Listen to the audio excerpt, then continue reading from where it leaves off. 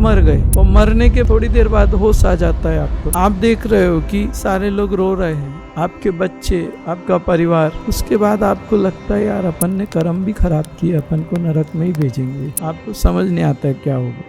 आप क्या उस डायमेंशन से आगे जाने के लिए तैयार होंगे? ये जो कर्म बीज जो होते हैं, ये अगर एनर्जी लेवल से मैनिफेस्ट होकर मूलाधार में जब आ जाते हैं तो शरीर में तो इफेक्ट पता चलता है, कोई रोग के तरह से आ जाएगा। लेकिन कहीं पर अगर एक्सीडेंट वगैरह हो जाता है आउटर एनवायरनमेंट के थ्रू, तो वो कैसे मैनिफेस्ट करता है?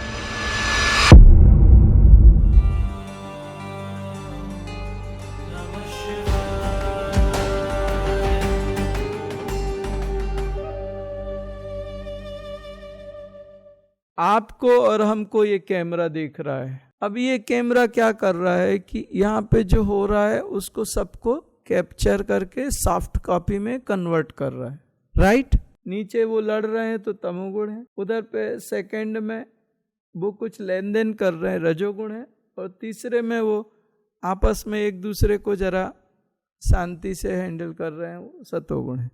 तो ये सब आपकी जो एक्टिविटीज हैं होने के बाद में एक एनर्जी छोड़ते हैं। आप जो भी करते हो उस क्रिया से एक एनर्जी क्रिएट होती है। तामसिक कुछ कर रहे हो तो उस एनर्जी की फ्रिक्वेंसी अलग रहेगी, अगर आप राजसिक कर रहे हो तो उसकी एनर्जी की फ्रिक्वेंसी अलग रहेगी, और आप सतस में हो तो उसकी फ्रिक्वेंसी अलग होगी। आप जो कर रहे हो बिल्कुल एक्यूरेट उसकी जो एनर्जी रहती है वो आपके हायर बॉडी में सिक्योर हो जाती है। वो देखो आप कर्म गठरी, जैसे जैसे आप आगे बढ़ोगे मैं इसमें स्पेसिफिकेशन करता जाऊंगा, कुछ चेंजेस करता जाऊंगा, कुछ बदलता जाऊंगा, और ये प्रैक्टिकल करेंगे हम लोग कि ये करने से जीवन में क्या होता है, ये करने से जीवन में क्या होता है। तो यहाँ तक समझ गए, जो कर्म करोगे वो गठरी में आएगा, तुम्हारी हायर बॉडी में सिक्योर हो जाएगा, वो बीज बन के, कर्म बीज।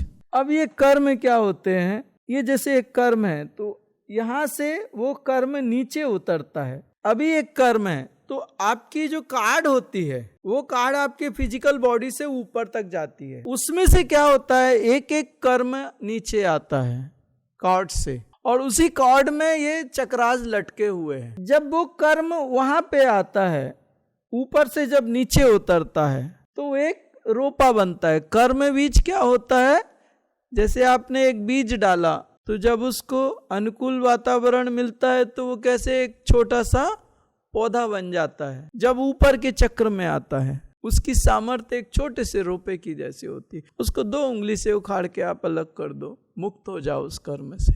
या तो ये जो कर्म बीज हैं इनको जला डालो, आग लगा दो, तो उनमें एक जो क्षमता है वृक्ष बनने की, वो जलने के बीज में अगर आग लगा दी, जला दिया, तो फिर उसमें से फुंसे नहीं फूटते, उसमें से पौधा नहीं निकलता। ये उसका फर्स्ट स्टेप है। एक चक्र इतना काम करके देता है, दूसरे चक्र में यही पौधा थोड़ा बड़ा हो जाता है। ये एक एक चक्र इस स्टेप्स को कंप्लीट करते हैं। हर एक चक्र का अपना एक प्रोसेस रहता है, उतना करके वो नाड़ी तंत्र के द्वारा उस एनर्जी को दूसरे चक्र में शिफ्ट कर देता है। आपके ऑफिसों में ऐसे ही होता है ना, ये डिपार्टमेंट इतना करेगा, उसके बाद में उसको दूसरे डिपार्टमेंट को फॉरवर्ड करेंगे, वो इतना करेगा, फिर तीसरे को करेंगे, ऐसे स्टेप बाय स्टेप्स काम होते हैं ना स्पेसिफिकेशन से। ऐसे ही ये चक्र एक एक सब्जेक्ट्स को यहाँ पे स्पेसिफिकेशंस हैं, एक चक्र अपना काम करता है, उसको जितना काम करना है वो एक टाइम में उतना करके उसको आगे ट्रांसफर कर देता है दूसरे लोटस पे, दूसरे चक्रास पे। यहाँ पे आके ये फैल जाता है और ये इसकी जड़ें पूरी नीचे तक जाती हैं। जो आप पौधा 2 उंगली से उखाड़ के फेंक सकते थे, अब ये 2 उंगली से उखाड़ने वाली चीज नहीं है, अब इसको जैसी भी लगेगा। अब इसकी जड़ें आपके घर के बुनियाद में प्रवेश कर गई, अब क्रैक्स आने लगे घर में। अब यहां तक आने के बाद इसमें फल लग गए। एक बीज से एक वृक्ष, एक वृक्ष से कितने फल और उन फलों से कितने बीज। आप सोचते हो कि एक कर्म भोगने के बाद खत्म हो जाएगा, आप बताओ एक बीज से एक वृक्ष और एक वृक्ष से कितने फल और उन फलों से कितने बीज। वो कर्म एक जाल फैलाता है और तुम्हें फंसाता है पूरा। इसी को कहते हैं रक्त बीज। जब भगवती एक राक्षस को मारती थी तो उसके शरीर से, राक्षस के शरीर से अगर 100 बूंद गिरी तो 100 बूंद से 100 राक्षस आते थे। यही रक्त बीज है। एक बीज बहुत सारे हो जाए, लगातार बढ़ते जाएं और हम फंसते जाएं उसमें। कितनी भी मेहनत कर लो, कितना भी प्रयास कर लो, तकदीरों से ज्यादा कैसे तुम पा सकते हो? तकदीर तो तुम्हारी बनी है, तुम तकदीरों से कैसे लड़ोगे? मैं तुमसे यही बात कहता हूं, यही तुम्हारा पागलपन है। तुम कहते हो ये बॉस अच्छा नहीं है, ये कंपनी अच्छी नहीं है। भाई साहब, तुम्हारी तकदीर अच्छी नहीं, आपकी तकदीर बदल दो, यही कंपनी अच्छी हो जाएगी, यही बॉस अच्छा हो जाएगा, यही ऑफिस अच्छा हो जाएगा, ये सब कुछ अच्छा हो जाएगा। तकदीर में अगर अच्छा लिखा है तो तुम जहां हो वहां पे मस्त रहोगे, और तकदीर में अगर अच्छा नहीं लिखा तो तुम अच्छे से अच्छी व्यवस्था में पहुंच जाओ, तुम अपना सिर पीट लोगे। इसलिए मैं तुमसे कहता हूं, तकदीरें बदलो। व्यवस्थाओं को बदल बदल के तुम थक चुके हो और नहीं बदलती व्यवस्थाएं। तकदीरें बदलिए आप, और तकदीरें आपकी यहां से बनती हैं। अब कलयुग बहुत तेजी से बढ़ रहा है दोस्त, अब जीवन बहुत कठिन होता जा रहा है। मैंने इन 10 सालों में वो देखा जो मैंने पहले नहीं देखा, और अब चुभने लगा है कलयुग। अब मामला ठीक नहीं है, अब जीवन जीना आसान नहीं रहा। अब तुम्हारी इच्छा नहीं कि तुम आध्यात्मिक हो जाओ, अब तुम्हारी मजबूरी है। अगर नहीं होगे तो बहुत तकलीफ होगी। अब बात वहां तक नहीं रह गई कि तुम्हें स्पिरिचुअल होना पड़ेगा या साधना करनी पड़ेगी और कर लोगे तो अच्छा। नहीं, अब तो करनी ही पड़ेगी, नहीं तो वाट लग जाएगी। अब जरूरी है, अगर व्यवस्थित जीवन चाहिए तो जरूरी है। अभी तक मैं कहता था कर लो यार, थोड़ा ठीक हो जाएगा। अब मैं कहता हूं नहीं, करना ही पड़ेगा अगर जीवन व्यवस्थित चाहते हो तो यहाँ पे लास्ट जो प्रारब्ध फल वो मूलाधार में आता है। मूलाधार मतलब आप उसको क्या बोलते हो? Showroom, display. ऊपर के चक्र तक जो एनर्जी में था अब वो मटेरियलाइज हो गया, अब वो पता चल गया, हो गया, अब दिख गया, अब पता चल गया तुम्हें, ये मटेरियलाइजेशन हो गया। एक कर्म बीज का प्रारब्ध फल तक की यात्रा। मूलाधार के पहले वो एनर्जी में होता है, वो एनर्जी बेस में होता है। मूलाधार में आके वो मटेरियलाइज हो जाता है। मेरा कहने का मतलब है ये सारा सिस्टम आपको समझ में आना चाहिए, क्योंकि ये तुम्हारे शरीर में हो रहा है, तुम्हारी शक्ति से हो रहा है, तुम्हारे अंदर हो रहा है, तुम्हें पता नहीं, और तुम अपने आप को तोपचंद कहते हो। और मेरे हिसाब से मैं देखूं तो एकदम गधे हो तुम। अच्छे अच्छे दिग्गज आते, वो जब झुकते हैं ना मेरे सामने, तो ये सारे लोटस ऐसे एक लाइन से ऐसे हो जाते हैं मेरे सामने, और मैं उन लोटस को देखता हूं कि क्या क्या कर्म कहाँ कैसे प्रोसेस में है, और वो मुझे बताते हैं मैं ये हूं, मैं ऐसा हूं, मैं वैसा हूं। ये सब चक्र बता रहे हैं कि क्या होने वाला है, क्या होके आया है। ज्यादा हवाई मत बन। उन चक्रों को साफ भी कर सकता हूं, उन चक्रों को बंद भी कर सकता हूं, दोनों चीजें मुझे आती हैं। 12 के भाव में जाएगा। मामा के सामने मम्यावरे की बातें नहीं करनी चाहिए। वो एक स्विच भी बंद कर देगा तो वाट लग जाएगी, तो उछलता ही उछलता रह जाएगा। भैया जी, जैसे कर्म बना, चलो मैं टाइम फ्रेम क्या है बेसिकली इसका, जैसे 10 साल पहले मैंने कोई कर्म किया, उसका कर्म बीज बना, और प्रारब्ध कितने टाइम में मिला, मतलब उसका कुछ फल, जैसे जो मैंने कोई गलत काम किया होगा या उसका कोई बीज बना, फिर उसका प्रारब्ध बना, तो मतलब कितने टाइम के बाद वो प्रारब्ध बन जाएगा। वो कर्म जब उसको अनुकूल परिस्थितियां मिलती हैं तब वो प्रारब्ध बनता है। जैसे एक बीज जमीन के भीतर चला गया, बारिश नहीं हुई 10 साल तक, उसके अनुकूल परिस्थितियां नहीं बनी। कई कर्म आपके कई जन्मों से पड़े हैं, उनके अनुकूल परिस्थितियां नहीं बनती और वो प्रारब्ध नहीं बन पाते। कई कर्म तुरंत बन जाते हैं, थोड़े समय में बन जाते हैं। तो इसमें क्या होता है कि जब एक ही प्रकार के कर्म आप लगातार करते रहते हो तो वो जल्दी प्रारब्ध में आते हैं। आपने एक कर्म किया और उसी से मिलता जुलता दूसरा कर्म किया, तो वो जो दूसरे कर्म रहते हैं उस पहले कर्म के लिए वो खाद, बीज और पानी की तरह होते हैं, उसी कर्म को वो उठाते हैं। जब हम कर्म करते हैं सोचते तो सही है, मगर वो बुरा हो जाता है, तो उसका बीज कैसा होता है? बुरा। उसमें ये कुछ नहीं है। एक्चुअल 2 आदमी कर्म कर रहे हैं। मान लीजिए ये चश्मा मेरा है, किसी ने आके एक चाटा मारा मुझे और ये चश्मा खींच लिया मेरे से, तो जितना कर्म उसको लगेगा वैसे ही कर्म मेरे अंदर भी जाएगा, क्योंकि उसने जब चाटा मारा तो उसके अंदर क्रोध होगा, और मैंने जब चाटा खाया तो मेरे अंदर कुछ ना कुछ तो दुख होगा, या कुछ, दोनों ने नेगेटिव एनर्जी क्रिएट की, तो एक नेगेटिव कर्म बनेगा। उसके बाद में ये जो बैठे हैं ना, ये बोलेंगे ये गलत है, ये सही है, इनके अंदर भी उतना ही जाएगा। जो जज करता है उसके अंदर तो फोकट में जाता है। ये सच बात है, बहुत खतरनाक है। आप कोई जरूरत नहीं है आपको इतनी मेहनत करने की, लड़ाई झगड़ा करने की। आप सिर्फ जज करो, आपके अंदर उतना ही कर्म आएगा जितना उन दोनों के अंदर है। कर्म ये नहीं देखता, दो नेगेटिविटी जब मिलती है तो एक नेगेटिव कर्म बनता है, दो पॉजिटिविटी मिलती है तो एक पॉजिटिव कर्म बनता है। और नेगेटिव बनने का उसको विथ इंटरेस्ट आपके लाइफ में आएगा और आता रहेगा। भैया जी सादर प्रणाम। ये जो कर्म बीज जो होते हैं, ये अगर एनर्जी लेवल से मैनिफेस्ट होकर मूलाधार में जब आ जाते हैं तो उसका मतलब इफेक्ट आता है। तो शरीर में तो इफेक्ट पता चलता है, कोई रोग के तरह से आ जाएगा या फिर अपना चित्त में कोई दूसरा सोच दे देगा जिसके वजह कोई बुरा काम करते हैं। लेकिन कहीं पर अगर एक्सीडेंट वगैरह हो जाता है आउटर एनवायरनमेंट के थ्रू, तो वो कैसे मैनिफेस्ट करता है? हम औरंगाबाद में थे तो उधर पे क्या हुआ था कि एक लेडी थी, वो टेरेस पे थी और किसी ने उनके साथ कुछ, एक जेंट्स ने कुछ गलत किया तो उसने क्या किया, उसको धक्का मार दिया। वो गिर गया वो बंदा और नीचे गिर के वो मर गया। ये उसने पास्ट लाइफ में जाके देखा, पास्ट लाइफ थेरेपी में गई वो। उसने क्या देखा कि वो जो मर गया था उस समय वो जेल वेल काट के सब आ गई, सब हो गया उसका। इस जन्म में वो ट्रक ड्राइवर था और ये टीचर थी। ये अपनी स्कूटी पे जा रही थी और ट्रक ड्राइवर ने उसको कुचल दिया।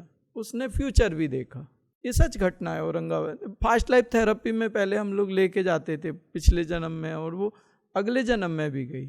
उसी धागे से बंधी बंधी वो आगे चली गई। जो आने वाला जो उसके साथ घटना होने वाली थी वो देखा, उसके बाद में वो एनर्जी से उसने उसको डिस्ट्रॉय किया साधना करके। जी भैया जी, तो प्रारब्ध दूसरे के थ्रू भी उसका इफेक्ट देता है? हाँ, वो हमने जिसका जो किया है वो हमारे लिए आएगा और हमारे साथ वो करेगा। प्रकृति उसको मौका देती है। वो थॉट्स ज्यादा पावरफुल होते हैं या हमारे एक्शंस? आपके अंदर जो थॉट्स आएंगे आप एक्शन भी बिल्कुल सेम वैसा ही करोगे। आप कितना भी कोशिश करो लेकिन एक्शन हो ही जाएगा। कई बार ऐसा होता है जैसे हम लोग इंटेंशनली कुछ चीज चाहते नहीं है, हम अपने आप को सुधारने की कोशिश करें, लेकिन थॉट्स हमारे नेगेटिव ही होते रहते हैं। आपके अंदर जो कर्म है वही आपके अंदर मन में संस्कार बनाते हैं। प्याज काट के रखोगे तो प्याज की खुशबू आएगी। जैसे कर्म होते हैं वो संस्कार अपने छोड़ते हैं।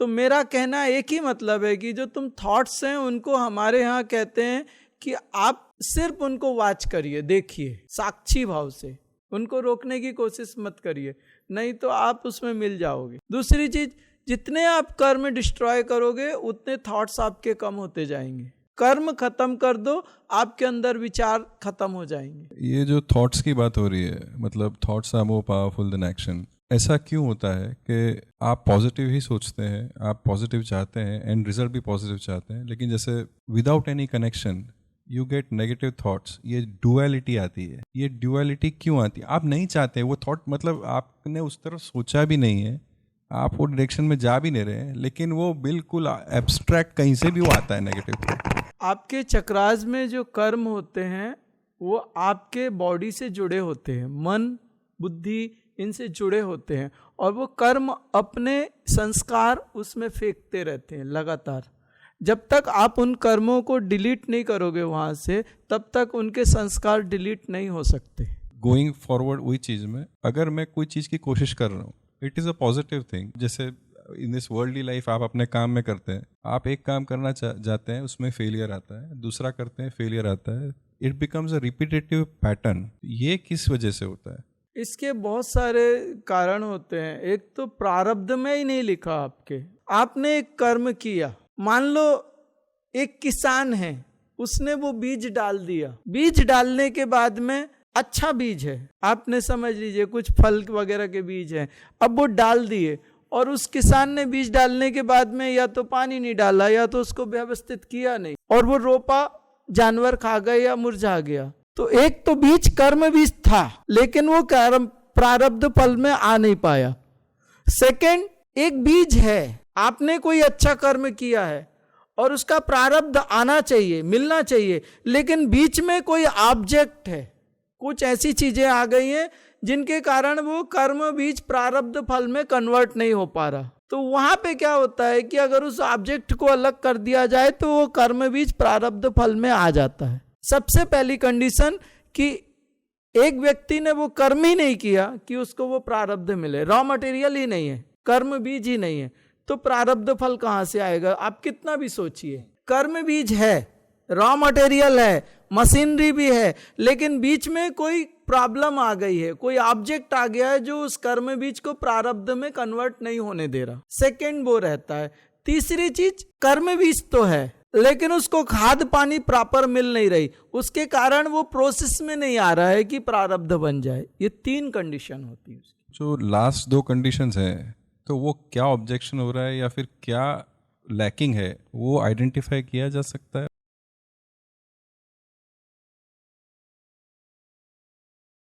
ये देखिए आपका जवाब, आप कैसे पता करेंगे? ये क्रिस्टल है और ये आपसे बात करता है, ये एनर्जी डिटेक्ट करता है, इसको बोलते हैं ड्राउजर। इसके जो मूव्स हैं वो कोडेड हैं। अब ये सामने चल रहा था, अब ये बाजू में चलना शुरू कर दिया। ये मैं बिल्कुल भी नहीं चला रहा हूं, ये अपने आप चल रहा है। अभी देखिए उछलने लगा, ये मस्ती कर रहा है। ये आपके हाथ में चलता है और आपको इन चीजों के बारे में बताता है। फर्स्ट लेवल में आपका जो मूलाधार चक्र है, ए भाई शांत, वो जरा ज्यादा ही मस्ती करने लगता है, फिर वो ऐसे घूमना शुरू करता है। अभी वो ऐसे ना, थोड़ा उसको फ्री छोड़ो तो ऐसा घूमना शुरू करता है। उसके बाद उसकी चैन वैन टूट के और किसी को वो डर लगता है। एक्चुअली ये चीज होती है कि आपकी थर्ड आई ओपन नहीं है, तो आप कैसे एनर्जी को डिटेक्ट कैसे करोगे, आइडेंटिफाई कैसे करोगे कि क्या है? तो उसमें क्या होता है, जो ग्रह दोष होता है। एक बार क्या हुआ, मैं आपको एक जरा उदाहरण देके समझाऊं तो मैं ज्यादा अच्छे से समझा पाऊंगा, आपको समझ आएगी।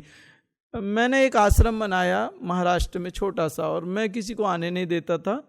तो वो एक्चुअल ज़्यादा समृद्ध नहीं था और वहाँ पे मुझे कोई ज़्यादा साधन नहीं थे और मुझे ज़रूरत भी नहीं थी। तो मेरा एक्चुअल क्या होता था कि मुझे 2 रुपये का पार्ले जी का बिस्किट का पैकेट रहता था। कभी दूध वाला आता था, नहीं आता था, तो मैं वो 1 पार्ले जी का पैकेट दूध के साथ डुबो के एक बार मैंने देखा कि पानी का बर्तन था, उसमें जो गुंडी थी, ऐसा रहता है स्टील का, उसमें से मैं पानी पीता था, उसमें मकड़ी के जाले लग गए थे।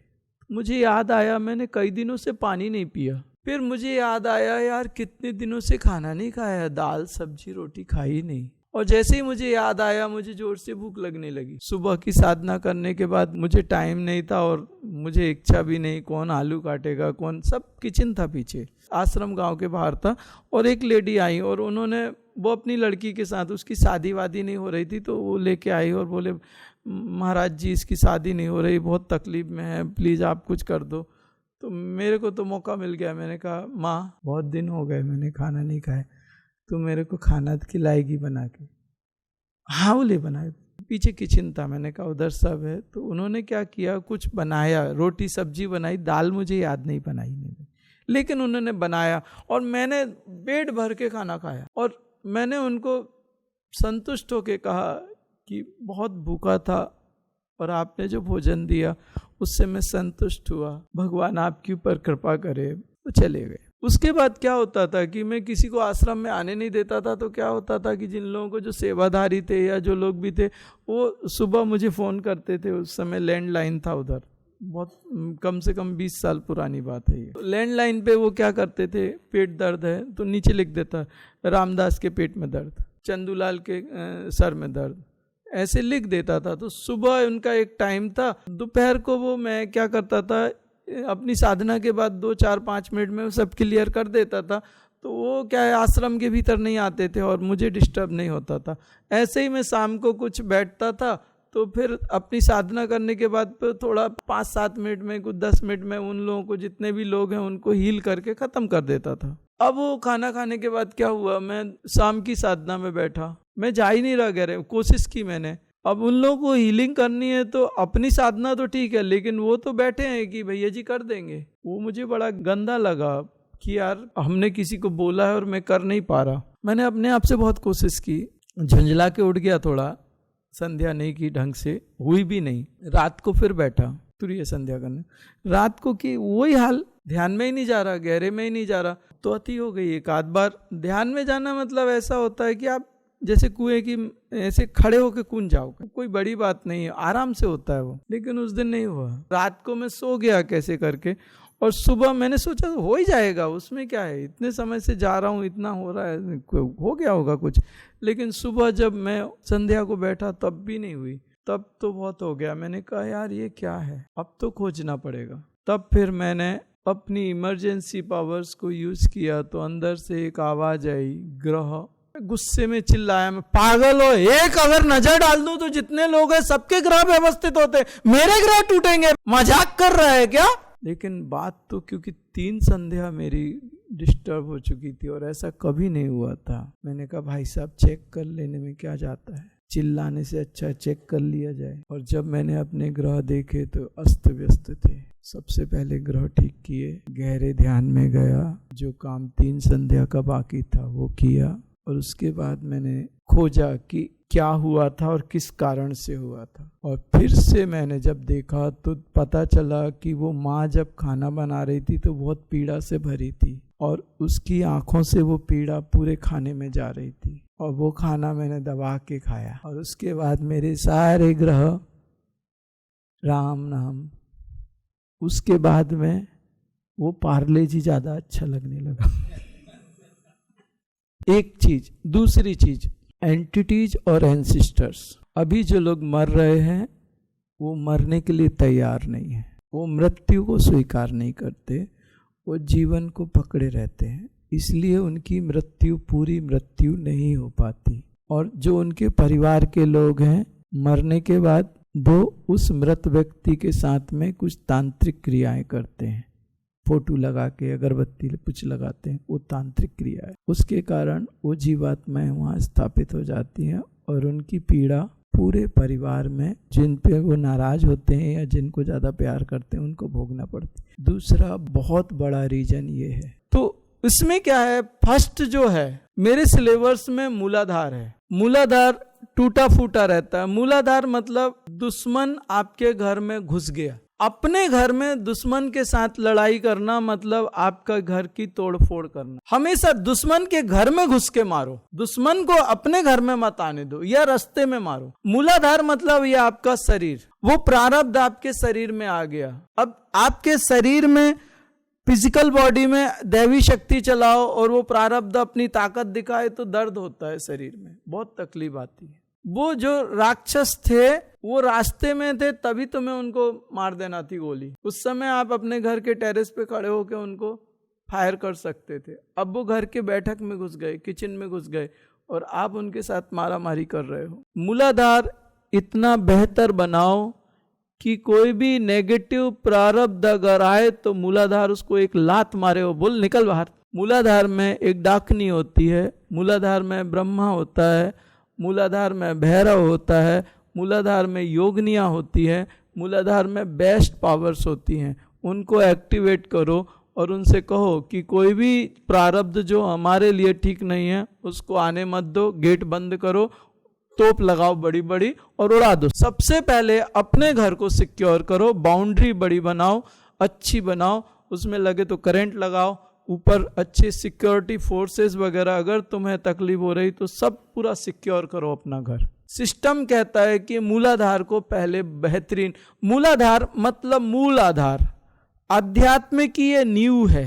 आप कितने भी बढ़ जाइए, कितने भी बड़ा साधक हो जाए, उसको मूलाधार में आके काम करना ही पड़ता है। आखिरी में भी करना पड़ता है, शुरू में भी करना पड़ता है, बीच में भी करना पड़ता है। ये एक ऐसा चक्र है जिस पे आपको हमेशा लगातार काम करना पड़ता है और इस पे आपकी अध्यात्म की पूरी इमारत खड़ी होती है। इसको आप जितना मजबूत बनाओगे, आपके गिरने के चांसेस उतने कम होंगे। ज्यादातर साधक गिरते हैं, मैंने ऐसा कर लिया, ये हो गया, वो हो गया। भाई साहब, मूलाधार आपकी जो बेस था वो मजबूत नहीं था। आप बिल्डिंग बड़ी बना ली लेकिन बेस प्रॉपर नहीं बनाया आपने। मूलाधार पे अच्छे से काम करिए, उसको बेस को इतना मजबूत बनाइए कि बिल्डिंग कितनी भी ऊंची बने कभी वो झुके ना, मजबूती रहे। तो सबसे पहले मूलाधार पे काम करिए। लेकिन मूलाधार सेल्फ डिपेंड नहीं है। ऊपर के चक्र जो उसमें फेंकेंगे, मूलाधार को मोस्टली वो लेना ही पड़ता है। अभी क्या होगा कि वो थोड़ा कम लेगा लेकिन कुछ तो लेगा, लेना पड़ेगा। तो मूलाधार को एक हिसाब से जब तक अपन ठीक ठाक नहीं कर लेते, ओके नहीं कर लेते, तब तक अपन दूसरे ऊपर के चक्रों पे नहीं जाना चाहिए। मूलाधार का बॉस है स्वादिष्टान, स्वादिष्टान का बॉस है मणिपुर, मणिपुर का बॉस है अनाहता, अनाहता का बॉस है विशुद्धि। आज्ञा पांचों पे चलती है। ये इधर बैठा कमांडर है, ये सबको कमांड करता है। मूलाधार को ठीक करने से जैसे आप बता रहे हैं वैसा, तो जो आप बोलते हैं एंटिटीज एंड पितृदोष, तो क्या वो उसका भी निवारण करता है? हाँ, उसमें एक्चुअल क्या होता है, भैरव वगैरह होते हैं ना, एक्चुअल बहुत एंसिस्टर और बहुत एंटिटीज है। अभी क्या करना पड़ता है ना, सीधा मैं फेंकता हूँ, ऐसे निकाल के फेंकता हूँ, तो यहाँ पे भगवान के जो है सेवा सब वो सब उसको, अभी इतना टाइम नहीं है मेरे पास। पहले मैं क्या करता था, 7 दिन का असेंशन करता था, एक फैमिली के लिए 7 दिन का असेंशन करता था। फिर वो इतना हो गए, लोग इतने हो गए कि 1 दिन या 2 दिन में ही सैकड़ों लोगों का असेंशन करता हूँ। अभी उसके बावजूद भी निकाल दिए, अलग कर दिए, तो पड़ोसी के आते हैं। अभी वो क्या हो गया, मामला ऐसा हो गया कि अगर आपके घर के एंसिस्टर्स आपने असेंस कर दिए तो उस जगह को खाली नहीं रहती, उस पर दूसरे आके बैठते हैं। तो एक्चुअल आपके घर की एनर्जी को इतना पावरफुल बनाना पड़ता है कि उसमें कोई दूसरी एंटिटीज या कोई एंसिस्टर्स ना आ सके। दूसरी बात, अगर आ गए तो उनको फास्ट उनको असेंस करना पड़ता है, तो उतना समय नहीं होने के कारण अभी ये बहुत ज़्यादा उनकी हो गई।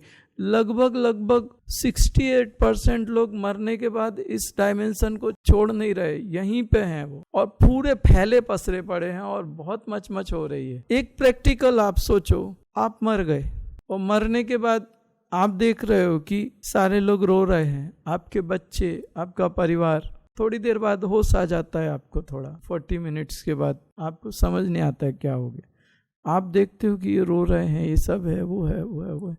उसके बाद आपको लगता है यार अपन ने कर्म भी खराब किया, अपन को नरक में ही भेजेंगे। आप क्या उस डायमेंशन से आगे जाने के लिए तैयार होंगे? वो घर, परिवार, पत्नी, बच्चे, एक प्रैक्टिकल आप सोचो और ईमानदारी से मुझे लगता है कि आप बोलोगे नहीं जाएंगे, क्योंकि एक तो आप कहाँ जाओगे और क्या उस समय आपको सब अपनी गलतियां याद आती हैं। आपको लगता है कि वो कढ़ाइयों में आपको तला जाएगा, वो ऐसा कुछ आपने सुना है ना, वो नरक में रौरव नरक होते हैं, ये रख, आपको वो ये डर लगता है और आपको ये छोड़ना परिवार को, वो आप नहीं छोड़ते। उस सेकंड आपके फैमिली के लोग भी आपकी फोटो लगा देते बढ़िया। अपना शरीर जब जल जाता है तो आपकी यादें तो उसी में रहती हैं, तो आप उसमें जाके बैठ जाते। और आपकी जब वो पंडित आता है तो वो भी कहता है एक फूल चढ़ाएगा, अगरबत्ती चढ़ाएगा, दिए चलाएगा, उसका मतलब ये आवाहन कर दिया उसने एक आत्मा का, और वो आत्मा बंधन में आ जाती है। और जो उसको शिफ्ट होना होता है उसका एक टाइम लिमिट होता है, एक सिस्टम होता है, उसके बाद वो शिफ्ट नहीं हो सकती वो जीवात्मा, अगर वो खुद भी चाहे तो नहीं हो सकती, इस डायमेंशन को क्रॉस नहीं कर सकती, फंस जाती वो। इसमें मैंने बहुत ऐसा भयानक देखा है ना कि वो बताना बहुत कठिन है, लेकिन इससे बचना बहुत जरूरी है। छोटे छोटे बच्चे यार मर जाते हैं पितृदोष से। लेवल 3 में अपन पितरों का असेंशन कर सकते हैं। तो अभी एक्चुअल क्या होता है कि आप अभी ना तो भैरव का आवाहन कर सकते हैं क्योंकि आप अभी लेवल 1 में हैं। तो इसमें मैंने क्या किया है कि जो हमारे सीनियर साधक हैं वो भैरव का भी आवाहन कर सकते हैं, वो भगवती का भी आवाहन कर सकते हैं, वो ऊपर के चक्रों पे भी काम करते हैं। उनमें हमने क्या किया है कि इतने साधक ये करेंगे, इतने साधक ये करेंगे, इतने साधक ये करेंगे, उनमें मैंने सब्जेक्ट वाइज उनको डिवाइड कर दिया है। 9:15 में रोज मैसेज में हीलिंग या मेडिटेशन, तो उसमें जो लोग हीलिंग लेना चाहते हैं, जो साधक नहीं है, तो वो भी कनेक्ट होते हैं, और जो साधक हैं वो भी कनेक्ट होते हैं। उसके नंबर होते हैं 250 मान लीजिए, तो उसमें से क्या होगा 250 या 300, तो उसमें से अब आप आज से साधना आपकी चालू हो गई तो आप 249 को हील करोगे। और जो वो ऊंचे वाले साधक हैं, जो सीनियर साधक हैं, वो आपको एनर्जी भेजेंगे। सबकी एनर्जी क्रॉस में चलती है। जो साधना आप नहीं कर पाते वो एनर्जी वो आपको ट्रांसफर करते हैं, और ये रोज 9:15 बजे से 10:15 बजे तक होता है। अगर आपको कोई मेजर प्रॉब्लम है तो उनमें आप मैसेज डाल सकते हो, तो वो जो ग्रुप है उस सब्जेक्ट से कनेक्टेड लोग जो एनर्जी कर रहे हैं वो आपको स्पेसिफिकेशन से वो एनर्जी फ्लो करेंगे। और अगर आप साधक हो और आज आप मेडिटेशन नहीं कर रहे तो उसमें लिख सकते हो आई एम टुडे सिक, तो उससे वो समझ जाएंगे कि आज मेडिटेशन नहीं कर रहे, आज आपको हीलिंग की जरूरत है। तो वो हीलिंग करेगा पूरा ग्रुप आपको, और उसकी एनर्जी बहुत सॉलिड है। वो इतनी सॉलिड एनर्जी है कि थोड़े लोग उस ग्रुप से बाहर आ जाते हैं जब सहन नहीं होती तो उनको। तो उसमें भैरव भी रहता है, उसमें नाड़ी तंत्र भी रहता है, उसमें चक्रास भी रहते हैं, उनमें योगनियाँ भी रहती हैं, उसमें लीवर के भी रहते हैं, किडनी के भी, सब रहता है, मिक्स है वो। तो जब तक आप खुद नहीं कर सकते तो आपके सीनियर्स उसमें आपको सपोर्ट करते हैं, जो पहले से साधना करते हैं।